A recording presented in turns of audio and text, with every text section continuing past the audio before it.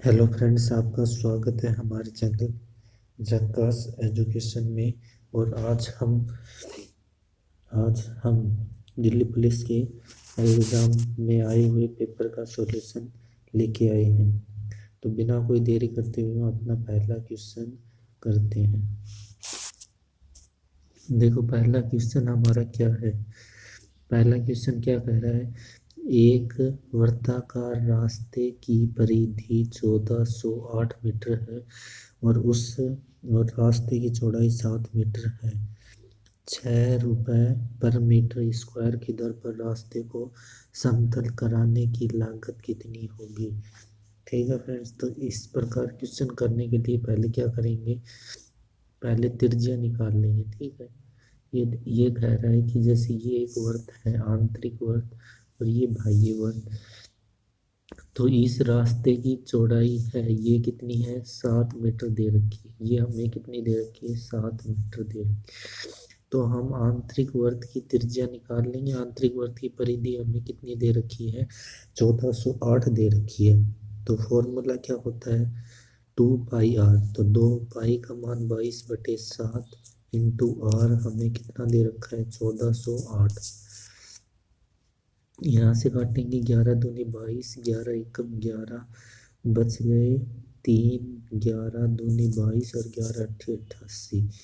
4 से काटेंगे तो 4 तिया 12, ठीक है, और 4 दूनी 8, यानी 32। आर बराबर 32 × 7 करेंगे तो कितना आ जाएगा, 7 दूनी 14, असल पर एक 7 तिया 21 और एक 22, यानी आर बराबर कितनी आ गई, 224। यानी आंतरिक वर्त की त्रिज्या तो हमारे पास कितनी आ जाएगी, 224। और बाह्य वर्त की 7 बढ़ जाएगी, क्योंकि उसमें 7 मीटर चौड़ा रास्ता और शामिल हो जाएगा। तो वो हमारे पास कितनी हो जाएगी, 207 जोड़ा तो कितना आया, 231। ठीक है, तो बाह्य वर्त की त्रिज्या हमारे पास कितनी हो गई, 231, और आंतरिक वर्त की त्रिज्या हमारे पास 224 हो गई। अब मैं इसको यहाँ से हटा देता हूँ। ठीक है, तो जो बाह्य वर्त की त्रिज्या थी वो हमारे पास 231। ठीक है, क्या हो गई, 231, 231, और आंतरिक वर्त की त्रिज्या हमारे पास हो गई 200। ठीक है, 224। ठीक है, तो इसको देखेंगे अब कैसे करेंगे। आप देखो क्या है, सकेंद्रीय वर्त आता है ना, तो उसके क्षेत्रफल से कर लेंगे। देखो ये वर्त है, इस बड़े वाले वर्त में से छोटे वाले वर्त का क्षेत्रफल घटा देंगे तो रास्ते का क्षेत्रफल आ जाएगा हमारे पास। तो वही फॉर्मूला हम यहाँ पर इस्तेमाल करेंगे। ठीक है, वही फॉर्मूला क्या करेंगे, हम यहाँ पर इस्तेमाल करेंगे। ठीक है, तो आर बराबर कितना आया, 231, और स्मॉल आर छोटे वर्त की त्रिज्या हमारे पास कितनी आ गई, 224। ठीक है, तो पाई आर, ठीक है, तो पाई सब में कॉमन था, तो पाई यानी 22/7 बाहर आ जाएगा। और R square minus R square यानी 231 का स्क्वायर माइनस 224 का स्क्वायर। अब इसका स्क्वायर नहीं करना है हमें, एक फॉर्मूला होता है अलजेब्रे का। क्या होता है अलजेब्रे का फॉर्मूला, ए स्क्वायर माइनस बी स्क्वायर बराबर ए माइनस बी इंटू ए प्लस बी। ठीक है, ये फॉर्मूले का प्रयोग कर लेंगे। ठीक है, ये फॉर्मूले का प्रयोग कर लेंगे। तो देखो क्या करेंगे, यहाँ से क्या हो जाएगा, 22/7, और यहाँ से 231। ठीक है, 231 माइनस 224।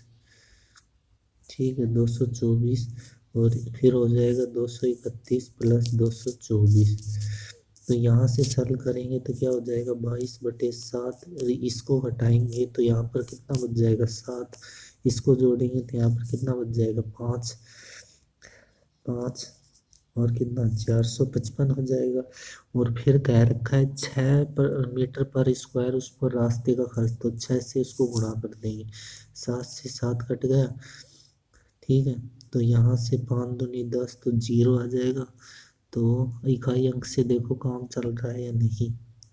तो इकाई अंक 0 सभी में है। ठीक है, तो हम ढाई का अंक देखेंगे। ठीक है, तो देखो 22 को 5 से करेंगे तो 22 पंजू 110, और 110 गुणा 6, 660। तो ढाई का अंक क्या आ रहा है हमारे पास, 60 आ रहा है।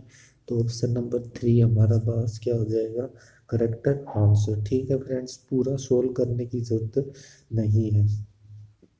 ठीक है, पहले क्या करेंगे, 22 को 5 से करेंगे 110 आ गया, 110 को 6 से करेंगे 660, तो ढाई का अंक क्या आ गया 60। तो ढाई का अंक 60 कहाँ दिख रहा है, ऑप्शन नंबर 3 में। तो ऑप्शन नंबर 3 हमारा क्या हो जाएगा, करेक्ट आंसर हो जाएगा। ठीक है फ्रेंड्स, अब अगले क्वेश्चन पर चलते हैं। देखो अगला क्वेश्चन क्या है। अगला क्वेश्चन कह रहा है ए बी की आय से 80% अधिक है। ठीक है, ए की आय बी की आय से 80% अधिक है, तो ए की आय हम क्या मान लेंगे, ए की आय बी की आय से, तो बी की आय 100 मान लेंगे। तो ए की आय कितना हो जाएगी 180। यदि ए की आय में 20% घटाई जाए, ए की आय 20%, 180 का 20% घटाएंगे तो कितना हो जाएगा, 36 घट जाएगा। ठीक है, 180 का क्या करेंगे 20% घटाएंगे तो क्या 36 हो जाएगा। तो यहाँ पर कितना हो जाएगा, 10 में से 6 गए तो 4, और यहाँ पर 7 में से 3 तो 144 हो जाएगा। और बी की आय में से 60% की वृद्धि, तो बी की आय में प्लस 60% की वृद्धि होगी, तो ये कितना हो जाएगा 160। ठीक है, तो निम्नलिखित में कौन सा सत्य है, ए की आय बी की आय के बराबर हो जाएगी, गलत है। बी की आय ए की आय से, बी की आय ए की आय से, ए की आय से 16% अधिक होगी। तो देखो अंतर कितने का है, अंतर है भाई 9। ठीक है, कितने का है तो देख लेते हैं कितनी परसेंट अधिक है। ठीक है, बी की ए की आय से। ठीक है, तो ए की आय से कितनी परसेंट अधिक है, ए की आय 144, इससे कितनी अधिक है 16 ज़्यादा है, और गुना में 100। ठीक है, तो ये कितनी बार कट गया, 9 बार कट गया, तो कितनी है 11, सही 1/9% अधिक है। तो बी की आय 16% अधिक तो नहीं होगी, 11.919% अधिक है। ये हमारा क्या हो जाएगा, करेक्ट आंसर हो जाएगा। ठीक है फ्रेंड्स, अब अगले क्वेश्चन पर चलते हैं। देखो अगला क्वेश्चन क्या है,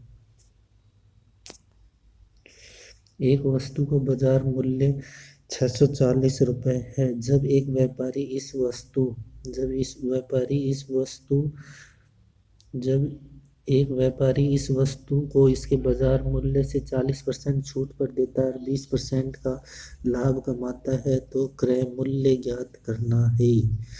ठीक है, तो हमारे पास क्या दे रखा है, एमपी दे रखा है 640। हम जानते हैं एमपी अपॉन सीपी का जो रेशियो होता है वो क्या होता है, एमपी बराबर 100 प्लस प्रॉफिट एंड लॉस। तो 100 प्लस प्रॉफिट कितना हो रहा है 120। ठीक है, और फिर क्या होता है, सीपी के बराबर में क्या आता है 100 माइनस डिस्काउंट परसेंटेज, तो 100 माइनस 40 करेंगे तो 60 आएगा।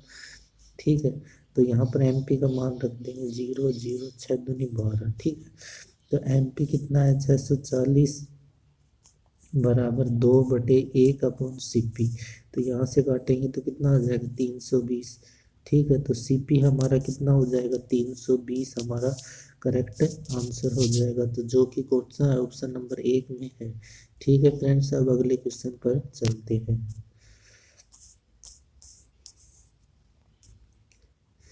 देखो अगला क्वेश्चन भी क्या है, सेम क्वेश्चन लगा दिया, अगला भी अगले क्वेश्चन पर चलेंगे। हाँ, ये क्वेश्चन अलग है। देखो अब ये क्वेश्चन कैसे हो, किसी दुकानदार को एक वस्तु 13% लाभ में बेची। यदि उसे 86.40 रुपये अधिक में बेचता तो उसे के परसेंट का लाभ होता। ठीक है, के परसेंट का लाभ होता, के परसेंट का, तो के का मान बताना है हमें क्या होगा। तो क्या करते हैं कि यदि कोई दुकानदार, देखो दुकानदार ने कोई वस्तु 13% लाभ पर बेची, यानी 100 की वस्तु 113 में बेची। ठीक है, यहाँ तक तो उसे क्रय मूल्य, ठीक है, तो क्या आता है, यानी उसने फिर कह रहा है उसे के परसेंट का लाभ, यदि उसने इतने रुपए अधिक में बेचता तो उसे के परसेंट का लाभ होता, के परसेंट का लाभ होता। ठीक है, तो नया एसपी हमारे पास क्या हो जाएगा, ठीक है। और ये कह रहा है कि इसको के परसेंट लाभ पर बेचता अगर, ठीक है, तो हमारा क्या होता, लाभ पर बेचता उस वस्तु का क्रय मूल्य, तो के परसेंट बताना है कितने होगा। ठीक है, तो देखो इस फॉर्मूला, ठीक है फ्रेंड्स, तो यहाँ पर देखो इन दोनों का जो अंतर दे रखा है वो कितना दे रखा है, 86.40। ठीक है, इन दोनों का अंतर, तो क्या करें हम कि इसका 113% निकाल कर इसमें जोड़ दें तो हमारा ये एसपी आ जाएगा, यहाँ का एसपी आ जाएगा। ठीक है, तो क्या करेंगे, देखो बहुत ही बेहतरीन सवाल है। देखो 720 का 113% जब निकालेंगे तो कितना आ जाएगा, 0 0। ठीक है, अब काटने की जरूरत नहीं है, 10 ही। अब 113 को 72 से जब गुणा करेंगे, ठीक है, 113 गुणा 72 तो कितना आ जाएगा, 226। और नीचे आ जाएगा 7 21, चल पाए 2 7 एकम 7 और 2 9 और 7 एकम 7, 6 3 और 2 11, 813.6। ठीक है, 813.6, ये तो क्या हो गया, एक से ये वाला एसपी हो गया।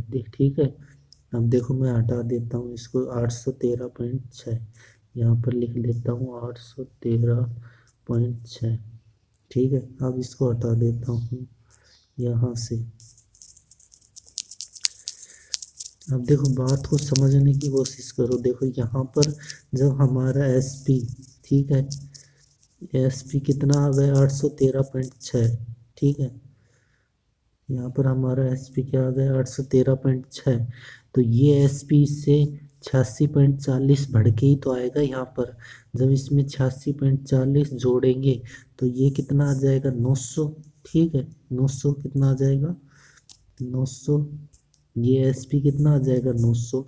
अब देखो कितने परसेंट का लाभ हुआ, यानी 720 रुपए की वस्तु हमने 900 रुपए में बेच दी, तो देखो कितने परसेंट का लाभ हुआ, यानी के का मान ज्ञात करना है परसेंट में। तो 180 रुपए का लाभ हुआ किस पर, 720 रुपए पर, गुणा में 100, 0 से 0 18 चौक 72 और 4 से ये काटा तो कितनी बार, 25। तो 25% हमारा क्या हो जाएगा, करेक्ट आंसर।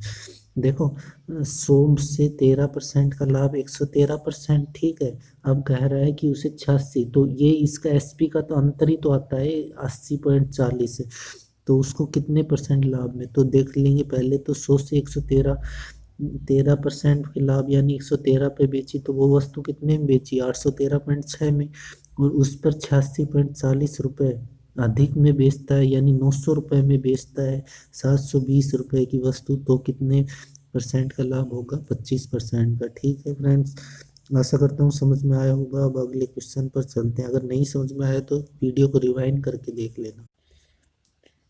देखो ये फ्रेंड्स, ये क्वेश्चन कैसे होगा, एक निश्चित वार्षिक साधारण ब्याज की दर से 10,240 रुपये की राशि 3 वर्षों में 14,848 रुपये हो जाती है, यदि ब्याज को 5 महीने में चक्रवृद्धि किया जाए, यदि वही राशि समान दर से 1/4 वर्षों में x रुपये हो जाती है, तो x का मान कितना होगा। ठीक है, तो यहाँ से कितना हो जाएगा, 18,848, 848 में से क्या करेंगे, 10,240 घटा देंगे, तो 8 में से 2 गया तो 6, और यहाँ से कितना आ जाएगा, 4। ठीक है, तो यहाँ पर हमने एक गड़बड़ी कर दी, यहाँ पर 4 आएगा। ठीक है, तो यहाँ पर 4 आ गए, तो यहाँ पर भी 4 आ गए। अब 3 वर्षों में इतनी हो जाएगी, तो एक वर्ष में कितनी हो जाएगी, 4,608/3। ठीक है, 3 एकम 3, और यहाँ से 3 पंच 15। ठीक है, 3 पंच 15, एक बचा, 3 तिया 9, 3 तिया 9 और 3 संग 18, 1536 हो जाएगा। ठीक है, एक वर्ष का जो हमारा ब्याज होगा वो कितना होगा, 1536। अब रेट परसेंट निकालेंगे, 10,240 में 1536 गुणा में 100, एक जीरो से एक जीरो कट गया। और जब इसको और काटेंगे, दो से काट लेंगे, दो पंजू 10, दो एकम दो, दो दूनी 4, यहाँ से 5 बार कटेगा। फिर इसको देखेंगे ये कितनी बार कट रहा है, देखो 3 बार जा रहा है पूरा पूरा, तो हमारी परसेंटेज कितनी आएगी, 15% आ जाएगी। ठीक है, 15% रेट हमारी कितनी आ जाएगी, 15%। अब इसको हटा देते हैं, अब इन सभी को हटा देते हैं। जो हमें जो निकालना था वो हमारे पास आ गई, कितनी रेट, 15%।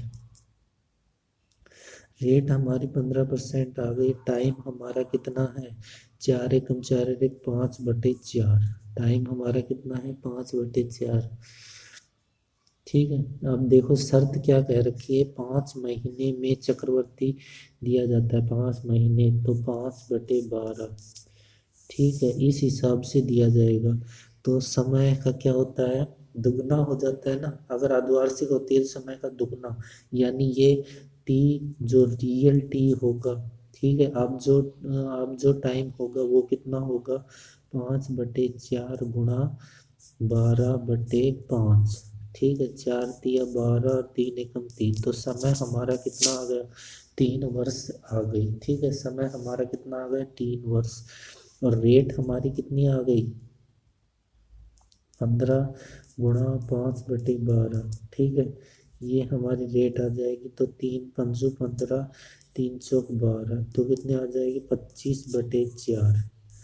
ये हमारी रेट आ गई। ठीक है, तो हमारी जो 5 महीने के हिसाब से जो चक्रवर्ती ब्याज दे रहा है उसकी रेट कितनी आ गई, 25/4। ठीक है, और समय आ गया 3 वर्ष, तो मैं इसको हटा देता हूँ, समय तो हमारा आ गया 3 वर्ष। ठीक है, तो यहाँ से हमारा समय तो 3 वर्ष आ गया, रेट आ गई 25/4%। ठीक है, यही तो होना चाहिए था। अब इसके हिसाब से हमें निकालना है, तो रेट को अगर सिंप्लीफाई करेंगे तो 25/4, और परसेंट हटाएंगे तो 1/100, यानी 25, 25 चौक 100, तो कितनी आ जाएगी, 1/16। जो रेट आएगी वो सिंप्लीफाई करके हमारे पास कितनी आ जाएगी, 1/16। ठीक है, तो इसको क्या लिख सकते हैं, इसको 1/16 लिख सकते हैं। ठीक है, अब देखो हमारे पास कितना है, 10,240 रुपये की राशि है। 1/16 यानी 16 से 17, यहाँ भी 16 से 17, यहाँ भी 16 से 17, क्योंकि 3 वर्ष टाइम कितना है, 3 वर्ष तो 3 बार होगा, तो यहाँ से काटेंगे तो कितनी बार होगा, देखो 8×2 = 16, तो यहाँ से काटेंगे तो 8 एकम 8, 2 बच गया, 8×2 = 16, 16 6 बच गया, 8 8 64। ठीक है, और फिर काटेंगे तो 2 6 12, 640 हो गया। यहाँ से 16 से काटेंगे, 16 चौक 64, 40 बार कट गया। फिर यहाँ से काटेंगे तो 4 चौक 16, यहाँ से 10 बार कटेगा। ठीक है, अब देखो 17 17 का स्क्वायर 289, और 289 को 17 से गुणा करना है, 289 इंटू 17। ठीक है, तो 17 निम्न कितना होता है, 163, नहीं 153, 153 होता है ना, तो असल पाई कितनी हो गई, 15। ठीक है, यहाँ पर 17 8, ठीक है, 17 8 कितना होता है, 8 7 56, 5 और 8 5 13, 136 होता है। ठीक है, 136 होता है, हाँ 136 होता है। 136 में से 15 जोड़ेंगे तो कितना आएगा, 6 और 5 11, असल पाई 1, और 3 और 1 4 और 1 5। ठीक है, अब 151, तो 151 का 1, असल पाई कितनी हो जाएगी, 15। ठीक है, 15, तो 17 दूनी 34, 34 और 15 को जोड़ेंगे जो कितना आ जाएगा, 34 + 15, तो कितना आ जाएगा, 9, और यहाँ से 4 उड़े 4।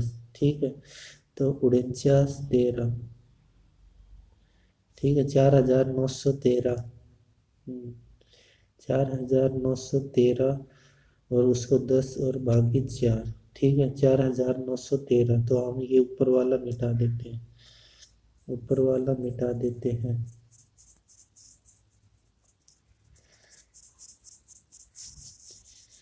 4913,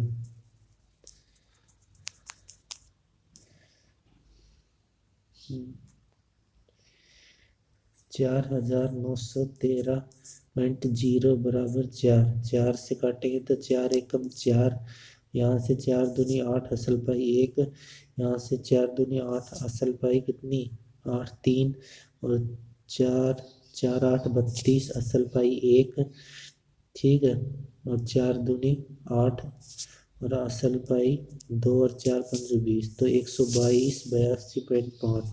ऑप्शन नंबर 2 हमारा क्या हो जाएगा, करेक्ट आंसर हो जाएगा। ठीक है फ्रेंड्स, तो यहाँ पर हमारा आज का सेशन ख़त्म होता है। कल ऐसे ही बेहतरीन क्वेश्चन की सीरीज हम चलाते रहेंगे जब तक कि सभी शिफ्टों में आए हुए पेपर का सॉल्यूशन नहीं करा देते।